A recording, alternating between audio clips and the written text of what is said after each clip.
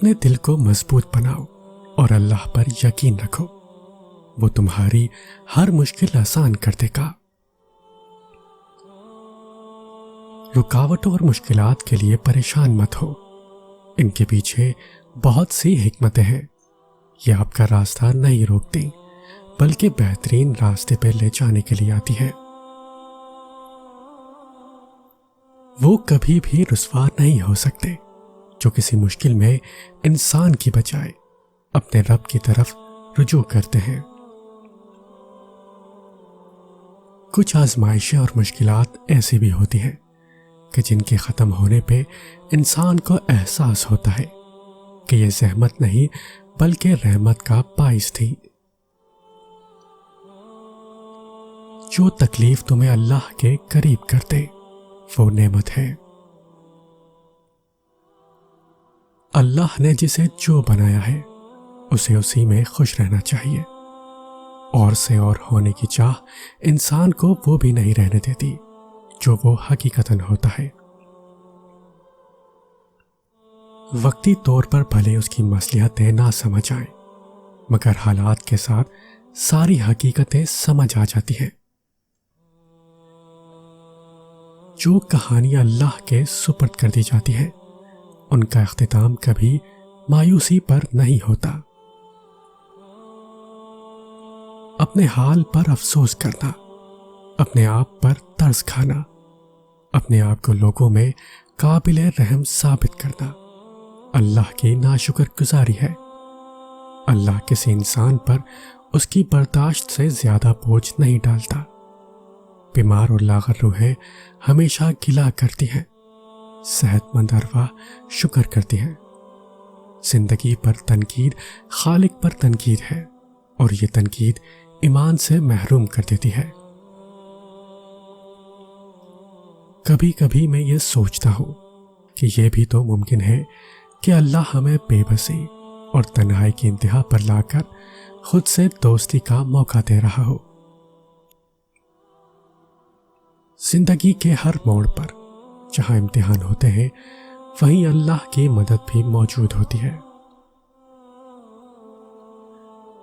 مجھے اپنے رب کے ہر فیصلے سے بہت محبت ہے۔ اس نے ہر فیصلہ ایک حکمت کے تحت کیا ہے جس میں بھلے ہمیں وقتی طور پر تو کبھی رنج ہوتا ہے مگر آخر میں فیصلہ ہمیشہ ہمارے حق میں ہوتا ہے۔ قرآن میں ہے کہ رب اپنے بندے پر کبھی ظلم نہیں کرتا۔ اس بات کو پڑھ کر دلی سکون ملتا ہے۔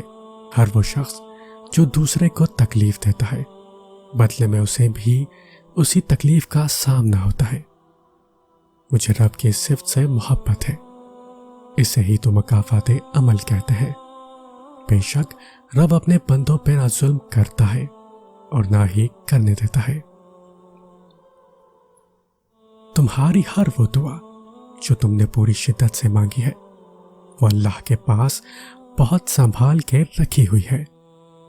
وہ تب تمہیں نوازے گا جب صحیح وقت ہوگا، جب اس کی مصلحتوں کے تحت تم نوازے جاؤ گے۔ اور بے شک تمہاری عرش تک گئی کوئی صدا بھی خالی نہیں جائے گی۔ ایک ایک پکار کا جواب وہ رب ضرور دیتا ہے۔ یقین جانو کہ یہ مشکلات محض چند گھڑیوں کی ہیں۔ بہت جلد اللہ تمہیں وہ عطا کرے گا جو تمہارے حق میں بہتر ہے اور جس کی تمہیں ضرورت ہے، اور بے شک وہ رب ہماری ضرورتوں سے پوری طرح واقف ہے۔ کوئی راستہ نہیں دعا کے سوا، کوئی سنتا نہیں اللہ کے سوا۔ اس بات کو اپنے دل میں بٹھا لو، مشکل میں کوئی ساتھ دیتا نہیں اللہ کے سوا۔ جو لوگ تکلیف دے رہے ہیں، بات بات پہ تانا دے رہے ہیں، تہمتیں لگا رہے ہیں، تو آپ ایک بات کو یاد رکھیں کہ وہ رب کچھ نہیں بھولتا۔ وہ واقف ہے ہر زخم سے، لوگوں کے رویوں کو اس کے سپرد کرتے۔ آپ کا اجر بہت قریب ہے۔